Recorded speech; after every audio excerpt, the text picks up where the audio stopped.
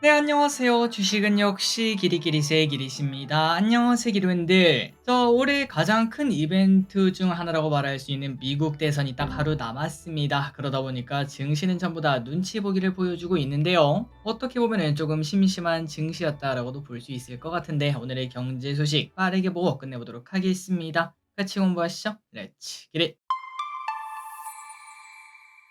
지난번 미국 증시는 대선과 FOMC라는 큰 이벤트를 앞두고 관망하는 모습이 나타났습니다. 대선이 주요 이벤트는 맞지만 오히려 큰 잡음이 생길 가능성도 많아 변동성에 대한 경계감이 커지고 있는데요. 그런데 이 와중에 트럼프가 당선이 된다는 신호일까요? 트럼프 미디어는 12%가량 상승하면서 나흘 만에 반등했고, 그 반면 비트코인은 소폭 하락하고 그 다음에 여전히 9,500만 원 그 라인에서 왔다 갔다 하고 있습니다. 그리고 이 와중에 한 가지 이벤트가 일어났습니다. 엔비디아가 다우에 입성하면서 장중 시가총액 1위를 기록하는 모습도 잠시 나타났었는데요. 하지만 막판에는 살짝 다시 쪼그라들면서 시총 2위를 기록했고, 애플은 일단은 1등을 지켜냈다고 합니다. 다음입니다. 팔란티어라는 미국 기업을 알고 계신가요? 미국의 대표적인 AI 기업 중 하나인데 팔란티어가 3분기 매출을 발표했는데 전년 동기 대비 30%가 증가했고 이익은 월가 예상치를 상회하면서 시간에서 14%나 급등했습니다. 왼쪽에 팔란티어 차트를 보니까 아주 쭉쭉쭉 올라가는, 야, 이거는 AI 대장주 맞네 라는 생각이 들 정도죠.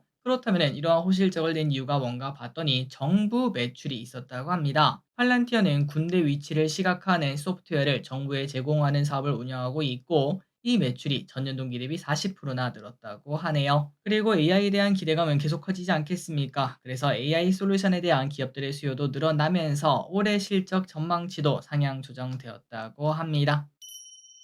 다음입니다. 증시 전망을 한번 보도록 할까요? 물론 코에 걸면 코걸이, 귀에 걸면 귀걸이다 보니까 한쪽 귀로 듣고 한쪽 귀로 흘러보내시면 될 것 같습니다. 월가의 대표적인 강세론자 중 하나인 야데니 리서치 대표는 올해 증시가 횡보할 것으로 전망을 했습니다. 사실 올해라고 해도 뭐 이제 한 달 반 정도밖에 남지 않았죠. 미국 증시는 연말까지 박스권에 갇힐 것으로 예상되며 S&P 500 지수는 5,800선에서 마무리가 될 것으로 보았습니다. 미국 경제가 예상보다 강한 상황에서 연방정부 적자가 눈덩이처럼 불어나고 있다며 금리 인하 여건이 갈수록 어려워지고 있다고 하네요.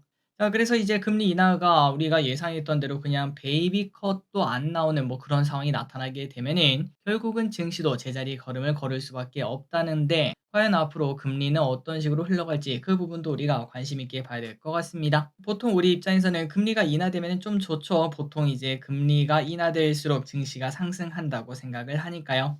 다음입니다. 금투세가 폐지가 되었습니다. 그리고 어제 증시는 급등, 오늘은 미국 대선 불확실성의 눈치 보기를 보여주고 있는데, 여기서 증시만 더 좋아진다면 시장에 돈이 쫙쫙 들어올 것도 예상을 해볼 수 있습니다. 참고로 올해 거래대금이 많이 줄었죠. 그리고 증시도 안 좋아지면서 3분기에는 주식 어플 이용자가 대폭 감소했다고 하는데요. 그러니까 아유 그냥 핸드폰 끄고 안 볼란다 하시는 분들이 많고, 그리고 또 주식시장을 아예 떠나신 분들도 많으실 듯합니다. 실제로 올 1월에는 1,400만 명이 주식시장 어플을 이용했는데 지금은 1,200만 명으로 감소했습니다. 자, 결국은 증시가 회복되면 다 해결될 일이라고 볼 수 있는데, 다만 아쉬운 점은 결국 지금 같은 상황에서는 외국인 기관이 사야 증시가 오른다는 거고, 그 말은 개인분들은 오를 때 계속 매도를 하게 됩니다. 그런데 또 중요한 거는 또 상당히 오르고 난 다음 뭐 코스피가 뭐 2,700, 2,800 뭐 다시 뭐 3,000 간다 그러한 얘기가 나올 때쯤, 그때쯤 되어야 이제 또다시 개인 투자자분들이 뛰어들게 되다 보니까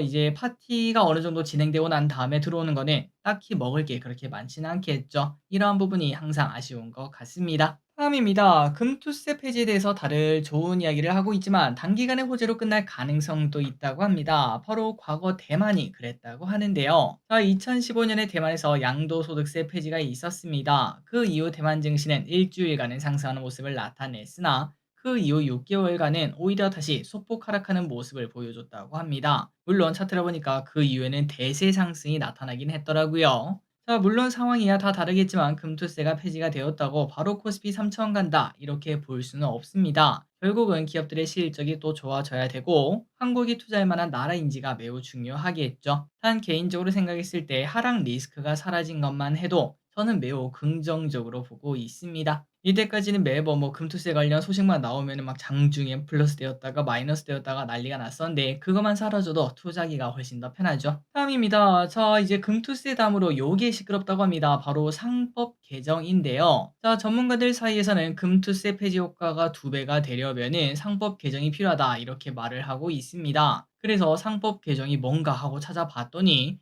주주 권리를 강화하고 경영 투명성을 높이기 위한 법적 변화라고 하는데요. 그리고 이 상법 개정은 민주당은 밀고 국힘에서는 반대하는 입장이라고 합니다. 찬성의 이유가 뭔가 봤더니 책임감 있고 공정한 경영 또한 주주의 이익을 우선시하기 때문에 주가 상승에 긍정적이다라고 말을 해볼 수 있고요. 그런데 그러면 반대하는 이유는 과도한 규제로 인해 운영의 자율성이 줄어들게 되면 결국 결과는 더 안 좋아진다. 이런 의견을 가지고 있다고 합니다.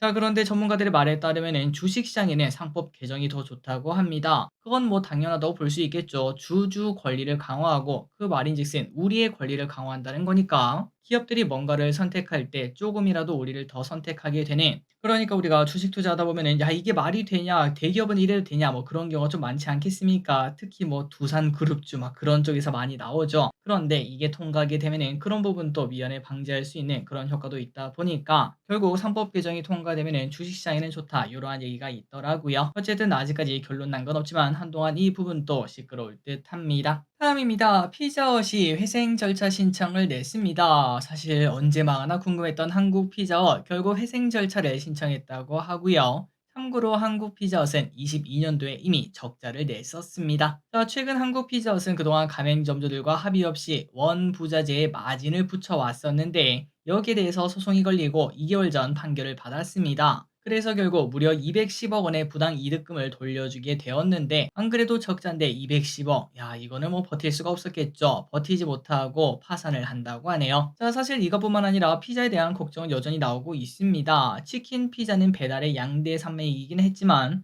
그런데 우리가 뭐 도미노 피자나 피자헛 보면은 항상 50% 할인을 하고 있죠. 그때마다 이게 맞나 라는 생각이 좀 들긴 하는데 과연 피자 업계가 우리나라에서 살아남을 수 있을지. 참고로 22년 도미노 피자의 매출액은 2천억으로 피자 대비 2배 정도 더 높은 수준이었습니다. 그러나 영업이익은 단 11억이었기 때문에 여기도 상황이 안 좋은 건 매한가지입니다. 다음입니다. NC소프트에 적자를 냈습니다. NC소프트의 리니지 효과는 끝난 걸까요? 무려 12년 만에 적자를 냈다는 소식입니다. 당연히 실적도 어닝 쇼크죠. 그러다 보니까 증권사에서는 사실상 매도 리포트를 내면서 혹평을 이어나가고 있는데요. 4분기에 공개되는 저니 오브 머나크라는 게임은 사전 예약자가 400만 명으로 기대감은 있겠으나 상황을 반전시키기는 아직은 어려워 보인다고 합니다. 그래서 결국은 내년에 나오는 신작이 대박이 터져야 될 텐데 과연 가능할지 보도록 하겠습니다.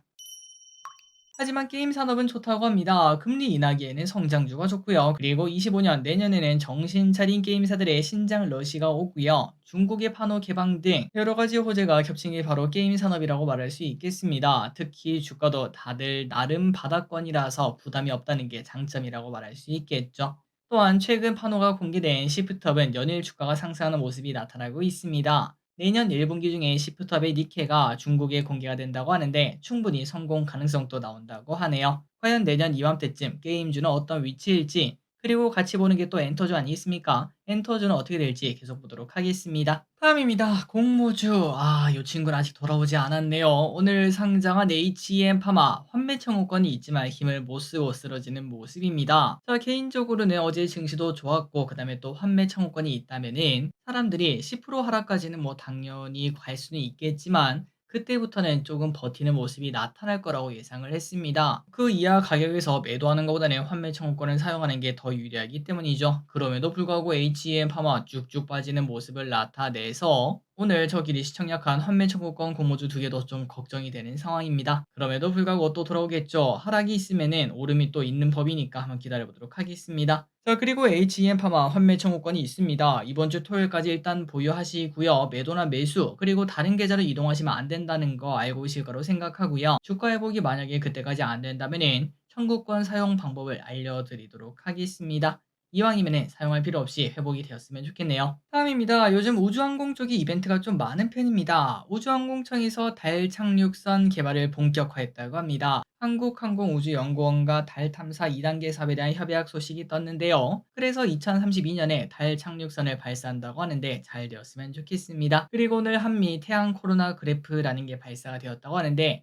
이는 한미가 공동 개발한 태양관 측 만원경, 이 만원경은 스페이스X 팰컨 9 로켓에 실려서 날아갔고 현재까지 성공이라고 합니다. 다음입니다. 이번 주부터 코리아 세일 페스타가 진행되는데요. 거기에 말맞춰 할인 행사를 진행하는 곳들이 있습니다. 신세계 같은 경우에는 11월 1일부터 쓱데이를 시작했었는데 주말 동안 사람들이 엄청나게 몰리면서 한우나 대게 파는 곳에서는 오픈런이 생기기도 했었다고 합니다. 저 길이 또 이마트 근처에 지나가려고 했는데 사람이 바글바글 하더라고요. 그리고 그 외에도 파격가로 판매된 식품들은 오전부터 동이 나기도 했었다고 하네요. 그러다 보니까 이마트의 실적이 좋았다고 합니다. 심지어 토요일에는 이마트 하루 매출이 1,000억 원을 처음으로 돌파하는 모습도 나타났다고 합니다. 다음입니다. 블룸버그 보도에 따르면 트럼프가 만약에 당선된다면 한국이 미국산 에너지 구매를 늘리는 방안을 검토하고 있다고 합니다. 그 이유가 뭔가 최근 들어 대미 무역 흑자가 증가를 하고 있는데요. 하지만 트럼프는 장사꾼 그거 못 보죠. 그러다 보니까 미국에서는 수지 개선을 요구하게 되고 결국 우리나라는 아마도 미국산 석유와 가스를 좀 사지 않겠나 이런 얘기가 나타난다고 합니다. 과연 미국 대선은 어떻게 될까요?